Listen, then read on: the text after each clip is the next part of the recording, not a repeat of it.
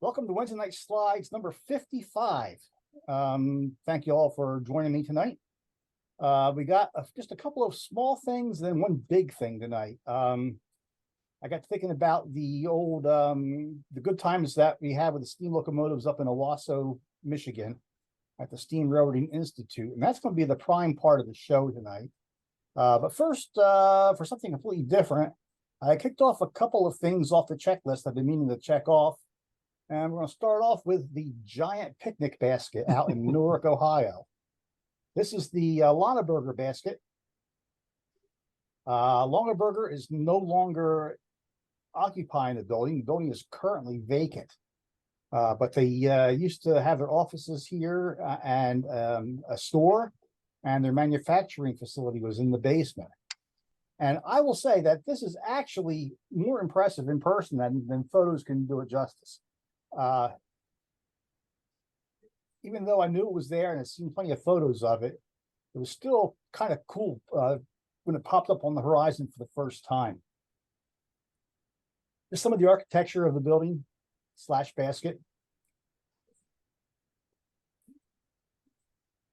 And to give you some idea of the scale of it, there's the front doors, and you can see how big the basket is above it. In reality, for an office building, it's not terribly large, but just the way it's constructed and the way it looks, it makes it seem a whole lot bigger. You know who designed it? I don't. There's where the handle meets the basket. There's some of the little details on it. And here's a side view. This is from the parking lot. That goes down to the manufacturing area underneath of the basket there.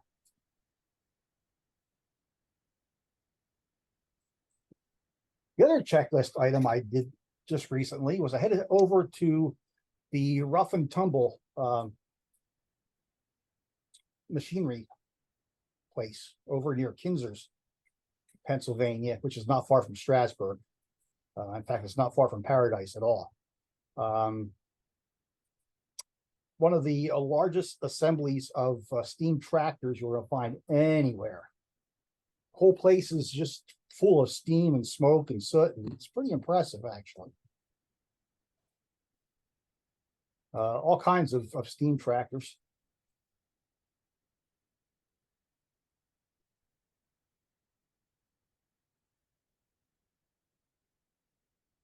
Then at noon every day, they have a whistle blow. Everybody just sounds off. That's also pretty impressive.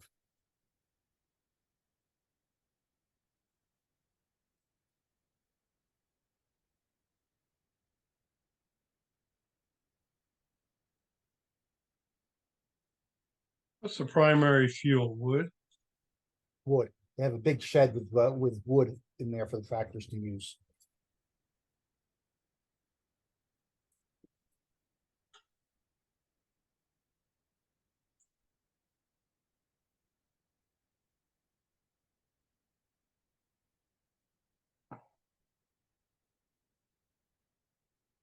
Just a cool place. However, the reason I was actually there that day was to photograph their 30-inch gauge home-built Shay locomotive, number 4 on the cleverly named Shay Rail Road. Here's the Shay taking on water. And they run around a loop around the fairgrounds there. Basically load and go. There's always a line, so it's always going. You don't have long to wait for a train to go by. Takes about 10 minutes to make the loop, 10 minutes to load. So about every 20 minutes or so, there's a train going by.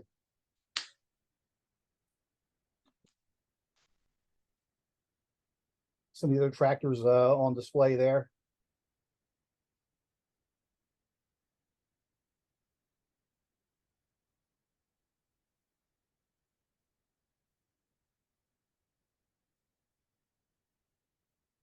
Going past the barbecue vendor.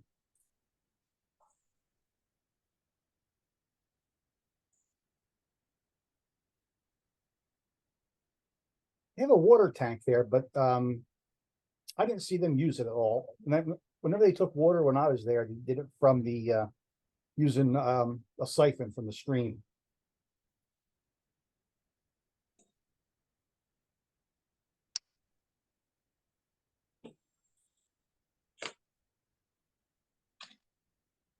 And this locomotive burns coal. Another set of tractors here, steam powered, going through the grounds. And on the ground there, that box that says Shay Rail Road on it, that's actually more coal.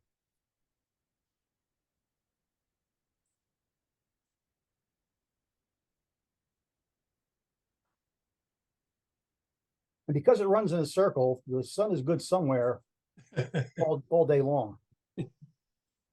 John Deere, big and small.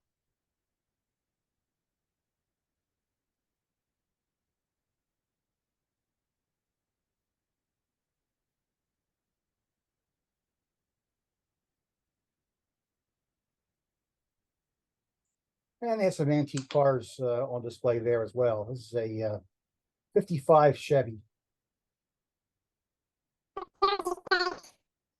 And Randy, you're pretty sure that was Randy, the Donald Duck. Nah, still a bit still off, Randy.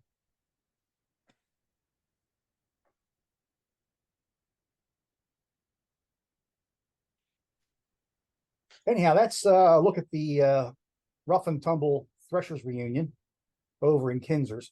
Main part of the show is going to be up in Owosso, Michigan, Steam Railroading Institute. They are the caretakers of Pere Marquette 1225, which was the locomotive that was used for the Polar Express. The computer rendering of the 1225 was the locomotive for the Polar Express.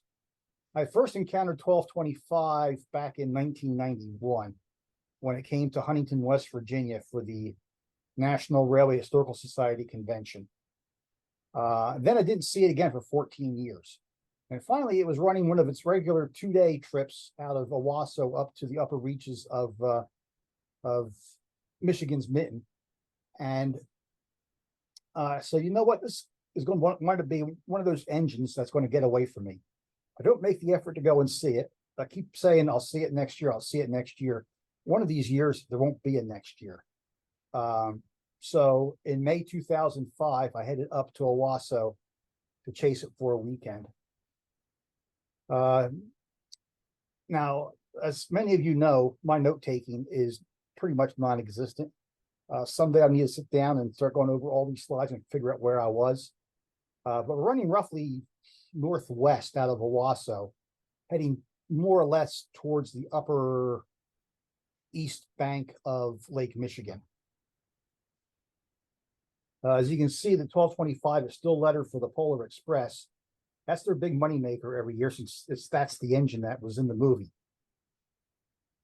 For the regular trips, it runs with a mishmash of coaches. You can see several there that are ex-Via, the blue and yellow ones towards the rear there. So just in case it got away, I made the effort to go up there in 2005 to see it. At the time, little did I know how many more times I would wind up seeing this engine.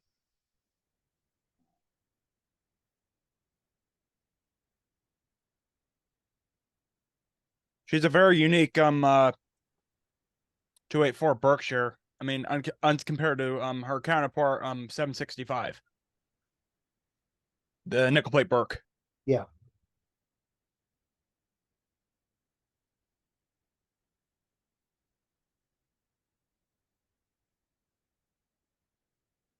It's going by the Union Station in, I believe it's Alma, Michigan. The Steam Railroading Institute is located on what was then the Tuscola and Saginaw Bay Railroad. And they were a good host. They let them out and run quite a bit. The Tuscola and Saginaw Bay is now the Lake State Railway. And I believe the Lake State, even though it's a Genesee, Wyoming operation, is still friendly, amenable to trips with the 1225. Anyhow, April 2007, John Kraft was going to have a photo charter up in Owosso. So I decided, hey, I'm going to do this. John Kraft, of course, was putting trips together for his organization, Historic Transport Preservation. Here's 1225 on the Owosso turntable. Started off with a night photo session.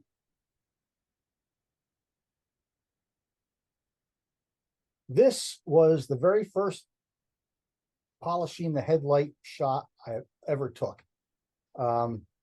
Since then, almost everybody does polishing the headlight shots at night photo sessions, to the point that some photographers think it's a little bit on the trite side now, overused. I'll tell you though, I still shoot them, and whenever you show them to a non-photography audience, they still have a pretty high wow factor. So I'll keep taking them.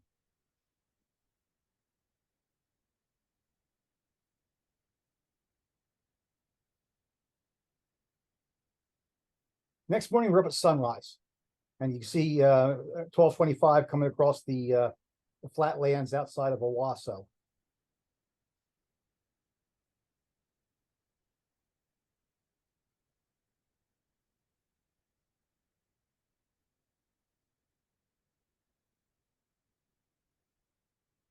The person who has that mailbox there had mail in the mailbox. So our actor grabbed some of the mail out and used it as a prop and waved it as the train went by. Put it back in again when he was done. Nice set of vintage freight cars with some more modern stuff towards the back, just around the train out. But all the vintage stuff is up front, where it makes the most difference. And we have some old cars out. The elevator at Carlin is a favorite photo location. You're going to see this quite a few times over the course of the evening. It makes for a great spot. And we did our night stuff there that night.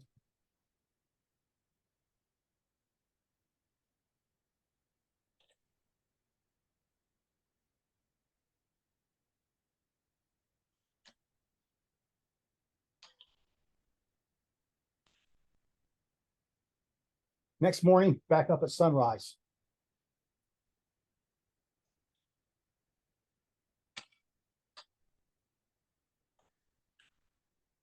Nice long train. Like I said, the stuff in the back is modern, but it's stuff back there just to fill the train out with the better looking vintage stuff up front. The Michigan Bean Company, great photo spot. And a real traffic jam with vintage trucks for one of the photo stops. This is simulating unloading less than carload freight from the Pere Marquette boxcar. Peeking under the car, you see a vintage automobile.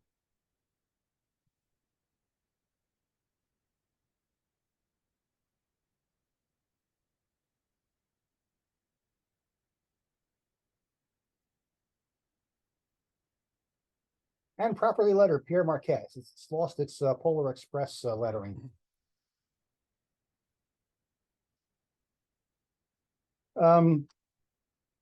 Less than a year later, February 2008, I was back again for a winter charter. Here we are at the Owosso Depot, which is not part of Steam Roading Institute. It's used by, I think, by a civic organization. But they were kind enough to let us use the depot for a night, including taking down some of their fencing.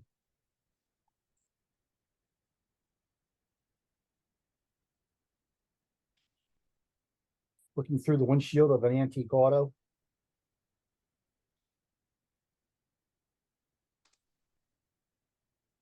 And we recreated the Polar Express for one of the shots that night. I almost missed this shot. I forget what I was doing. But I came out and saw that they had this set up, and oh man, I'm glad I got it.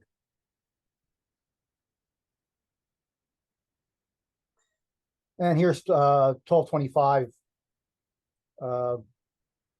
moving along past the depot. I just put the camera on a tripod and did a couple of second exposure. Of course, next morning we're up at sunrise. It wasn't much of a sunrise. Had a little bit of pink in the sky. Bitter cold day.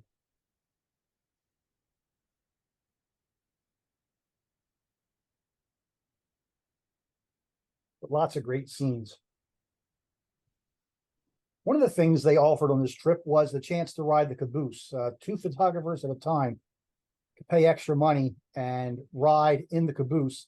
And the caboose crew was completely decked out in the proper garb, and they just acted like a caboose crew. And you could have them pose or do whatever you wanted. They were actually fixing some railroad stew on the coal-fired stove.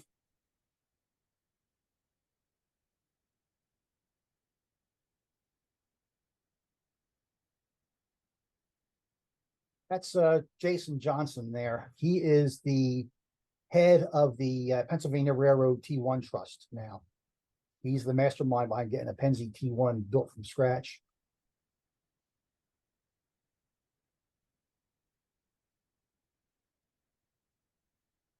Outside the caboose, here's 1225 going by. This was a run by that had 2 different angles. This was outside the caboose. This was not the caboose we were using for the food, though. This was a different caboose. But inside this caboose, you could get about 5 people inside, stacked vertically, to shoot out the door as 1225 approached. And for this shot here, I think I just used my on-camera flash and popped a flash to illuminate the inside of the caboose.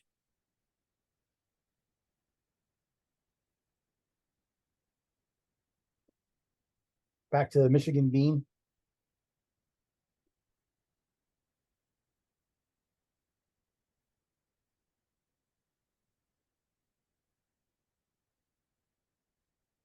Somebody found a Pere Marquette Railway real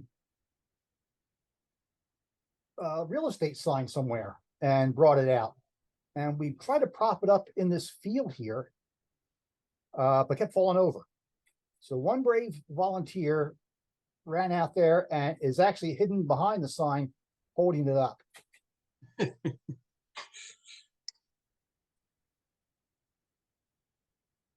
I forgot to mention, if anybody has any questions or comments, feel free to jump in. Hit your space bar on your computer to unmute yourself and ask your question, make your comment. Feel free to jump in if you want. This is sunset that day.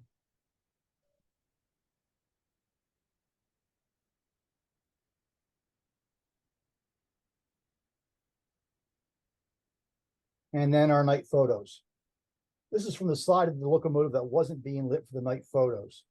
I'll often go to the other side and see what the backlighting looks like. The primary shot was this.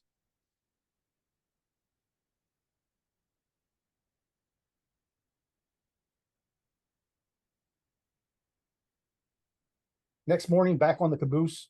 Actually, the next morning, we went out on the line to do some photography, but an ice storm had come through after we were finished the night photo session, and everything was in a glaze of ice.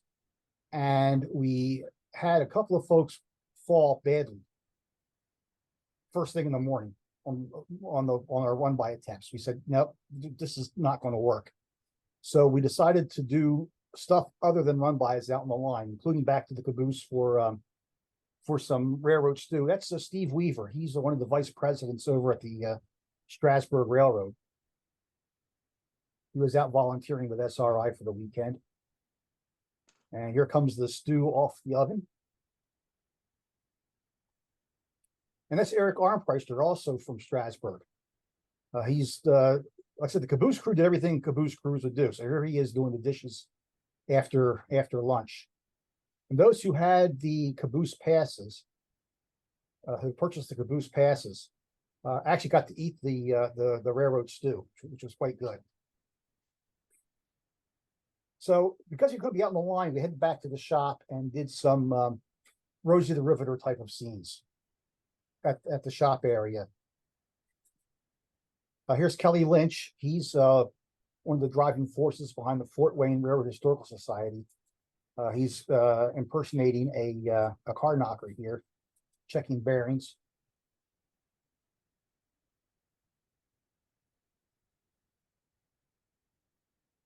Elena here is quite active in the historic preservation effort of other things and trains in the area around Owosso, but she came out as a volunteer to pose for photos, and she's a real trooper. You'll see her quite a bit in these shots.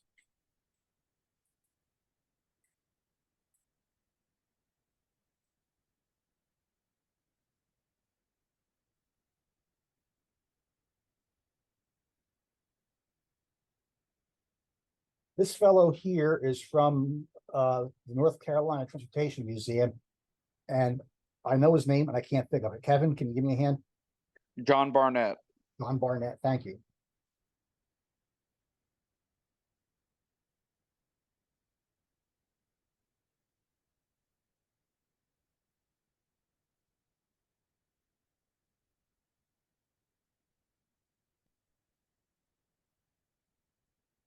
So, like I said, we just made the best we could inside the shop on this day.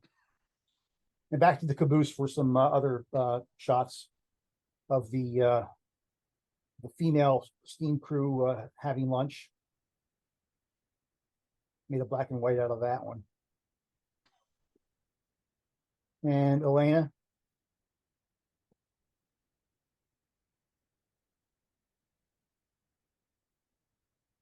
So 2009 was quite the year.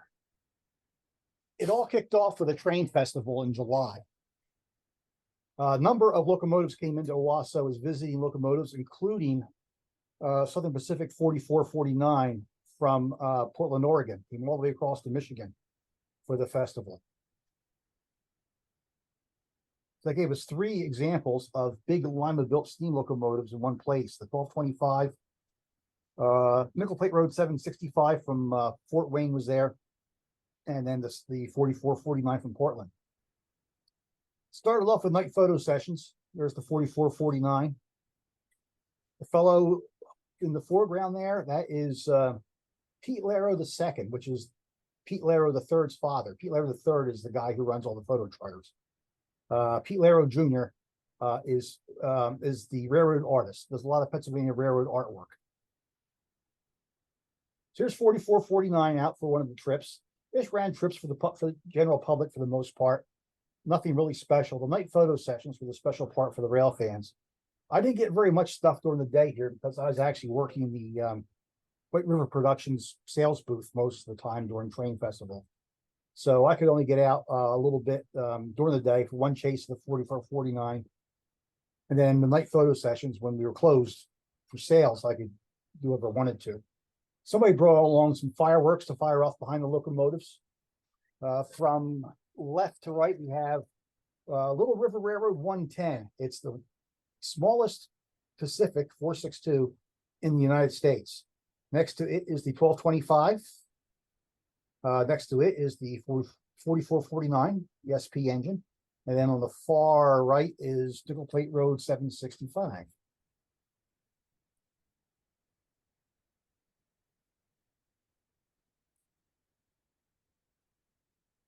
All kinds of fun at night after the crowds left.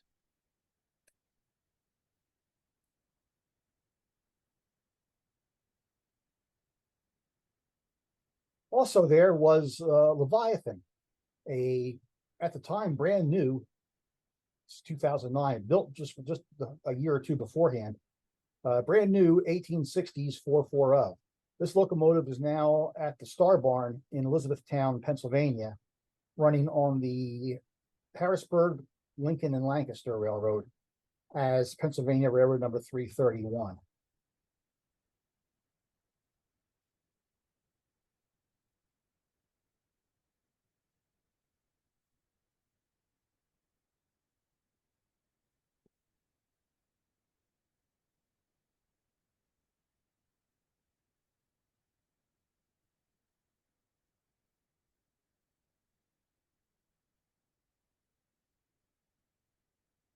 And here's a lineup of all 8 locomotives. 1, 2, 3, 4, 5, Seven. In addition to the four I mentioned before, on the very far left is Little River Railroad's 040 or 060 tank engine. Kevin again. 040. 040, thank you. And then the two engines on the right are both, oh no, the second from right is Gramling, John and Marty Gramling's flag number 75. And then on the far right is Visco's number 6. Both are 060 tank engines.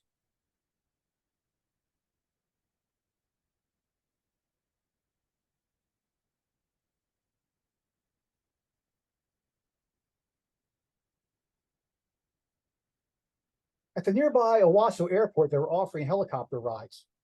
$25 a person for 2 people or $35 a person for 1 person. And then you had a choice of either taking a tour of Owosso or spending all of your 20 minutes or so just circling the Steam Railroading Institute grounds. So I paid the $35 for a 1-person flight and had them sort of circle the grounds and just got some shots from the helicopter. First time I've been in a helicopter ever. And it was one of those helicopters where there's no side door, just, the glass bubble, no side door. And to get shots like looking down like this, a guy would just put the chopper at a 45-degree angle or more.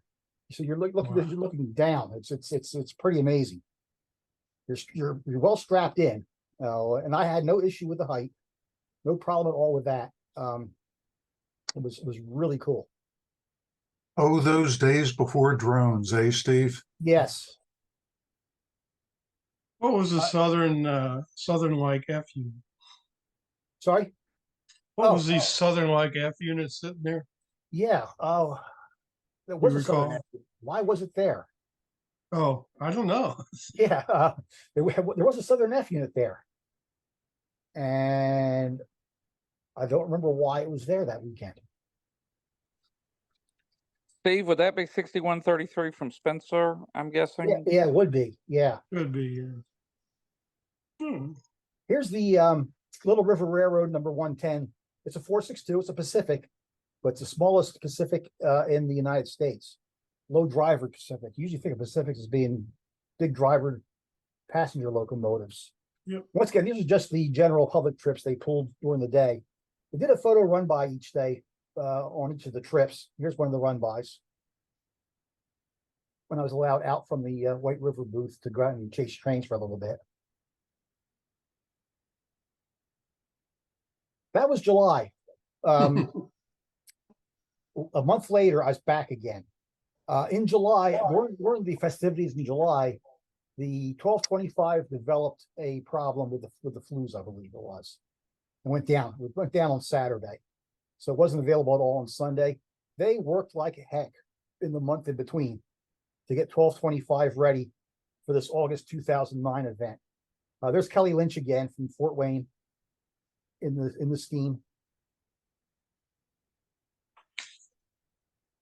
765 was there along with 1225. 4449 had departed for Portland. Here's 1225 with the 765 moving on to the turntable.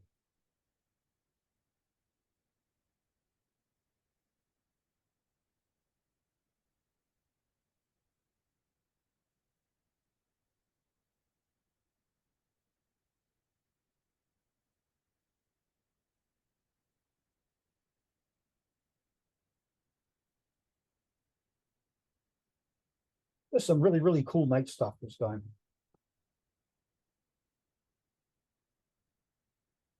Two big Lima Burks together.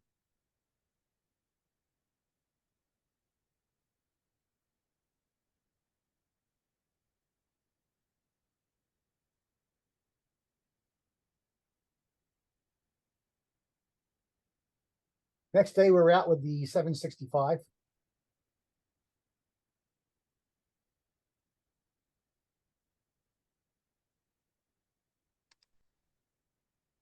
A couple of fisher people pose in the shots.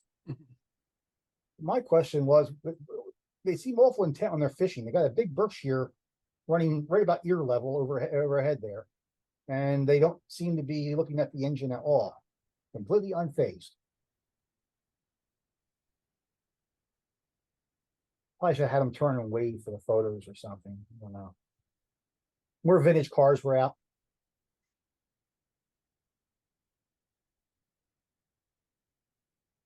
My attempt at a pan shot.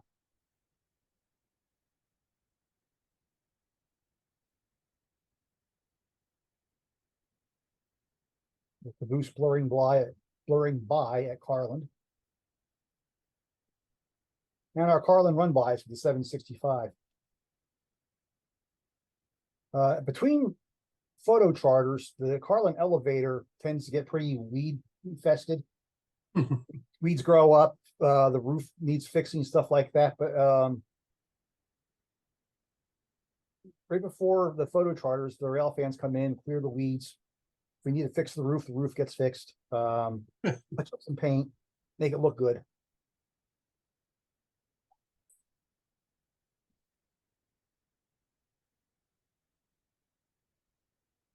And our Carland night shot.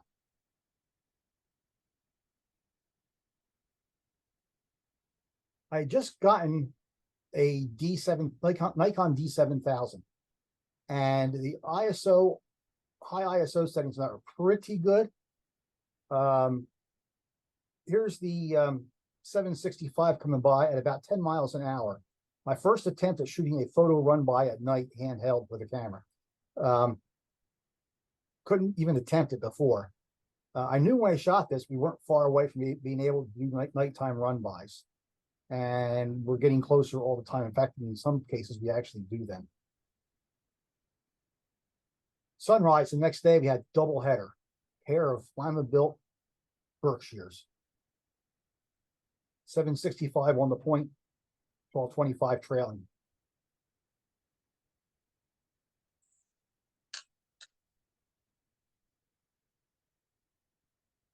It could be Jim Boyd pool power.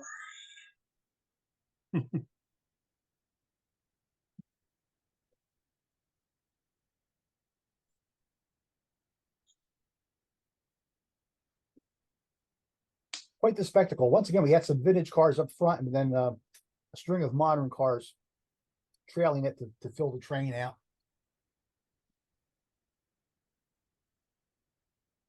Because you really can't have two Berkshires on like a 5-car freight train double head. It just wouldn't look right. So you needed a long train such as that to fill things out.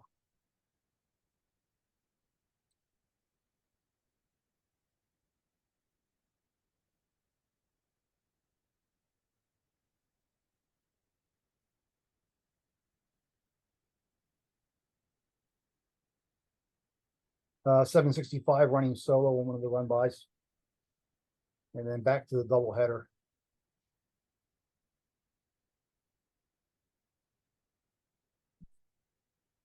And this is sunset.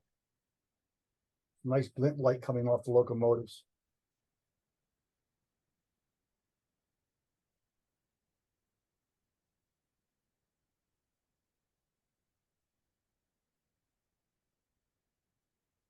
Then I was back again in October 2009. So this is my third visit in 2009 for Owosso.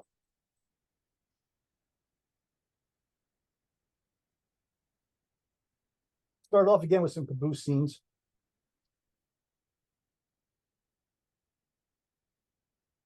And once again, we borrowed the depot in Owosso from the Civic Group to use for shots.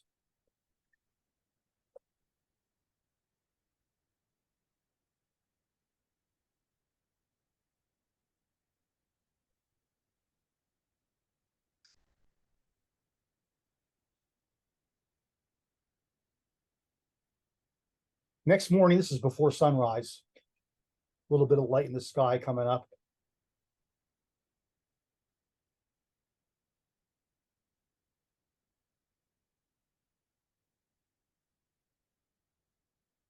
And then this is sunrise.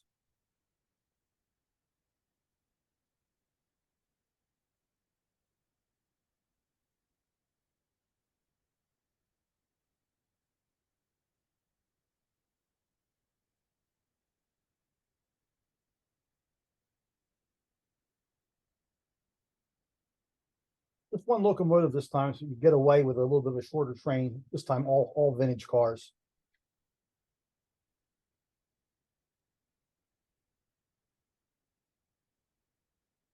And I had a bus come out for some of the photos.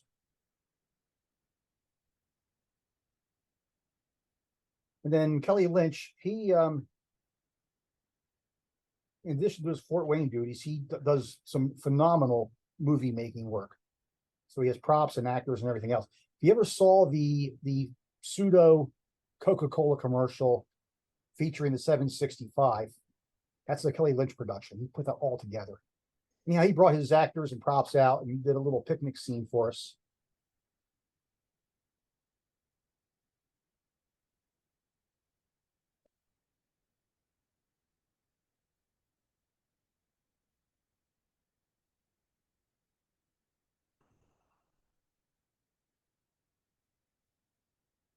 This shot here, we were at Carlin and this doing run-bys, and a mom and her little kid shows up. Little kid's decked out in Thomas the Tank Engine gear. And we're like, we got to use this kid for a prop. We got to use him for a prop. So he asked his mom if we could put him in the picture. She said, sure. And so that's Kelly Lynch on the left. I can't remember the guy's name on the right, but they went out and posed in the scene here for us. And this is a photo run by. 765 is blasting towards us. And I thought for sure this kid's going to bolt because it's blowing its whistle because the grade crossings were behind us. I thought this kid's going to bolt. There's just no way he's going to stay there. But the guy kneeling down there kept saying to the kid, here comes Thomas, here comes Thomas. And 765 went thundering past him. He turned his head and watched it with this big smile on his face. It was really cool.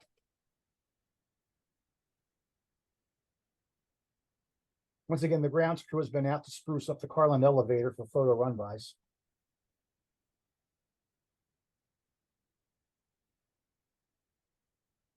And getting towards sunset, to get some glint going. This is actually the next morning at sunrise, I think.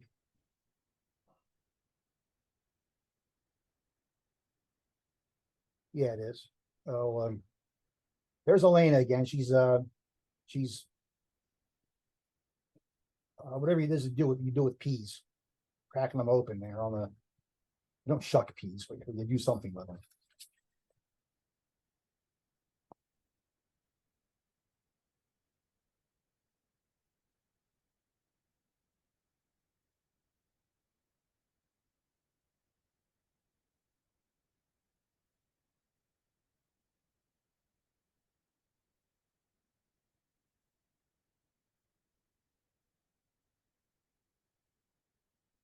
I guess 765 was getting ready to head back to Fort Wayne after spending most of 2009 in Owosso.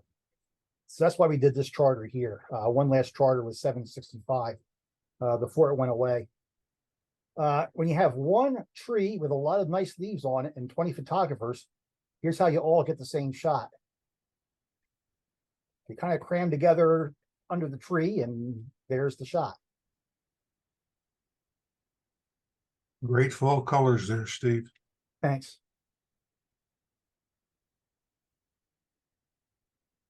You see some of the photo line here in the picture that but the actual primary shot I was getting is this one here, a little further around the curve.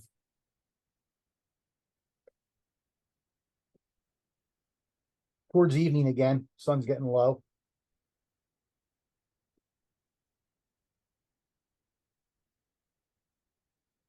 And sunset coming through the cab window. My final visit to Owosso to this point was in June 2014. Another train festival, so a lot of guest engines were there. Once again, I had to work the White River booth. No, I didn't. We didn't send anybody out there. I was there on my own. Because it wasn't White River, it was Karstens. So I made a mistake on the 2007. We're still Karstens then. For 2009, right? So anyhow, I digress. Here you are in 2014. Night photo session leads things off as usual. And 765 is back.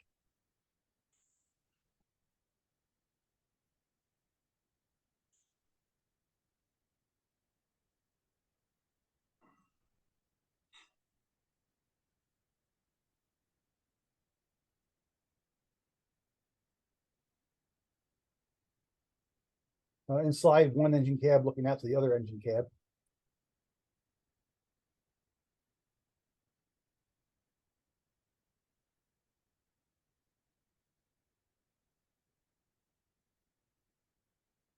So this is a train festival. So during the day, there were runs being made for the general public. So it wasn't like a matched freight train, matched passenger train. It just was what it was. Here's 1225 with some domes in the consist.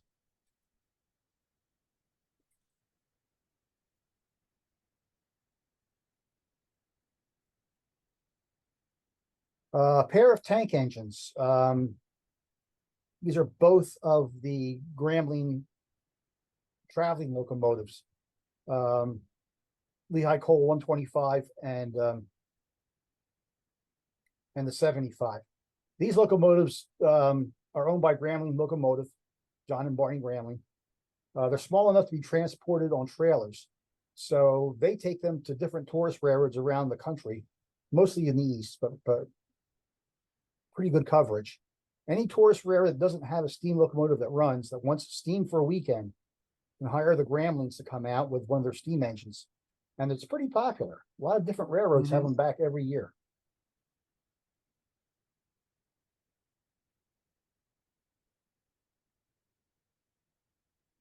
Here's the 110 again, the small Pacific, with a Mark coach behind it. Mhm. And our night photo session.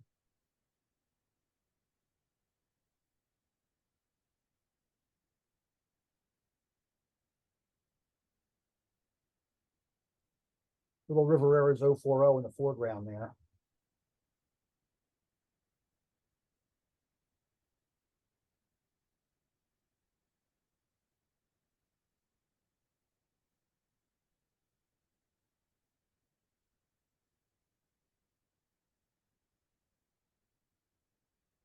This was Saturday night, and this is stuff that Pete Laro had set up as part of the train festival.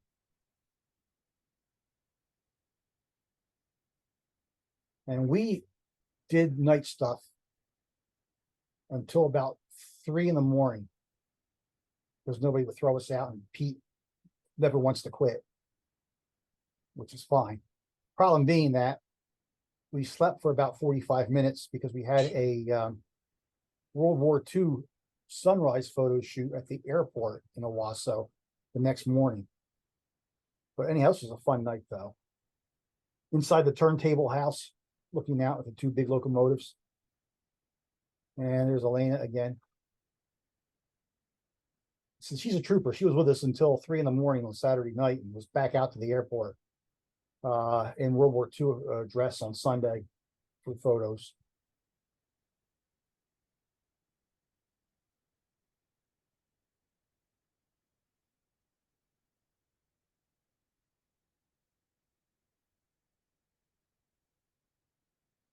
And there's my friend Jeff Mast posing for one of our photos.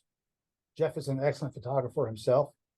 You usually find him on my side of the camera and not out in front of the camera like this. But I am going to finish the show with Jeff saying goodbye from the rods of the 765. That's going to wrap things up. Next show is going to be on September 20th. That's a Wednesday, thus Wednesday night slides. Let me close things down for the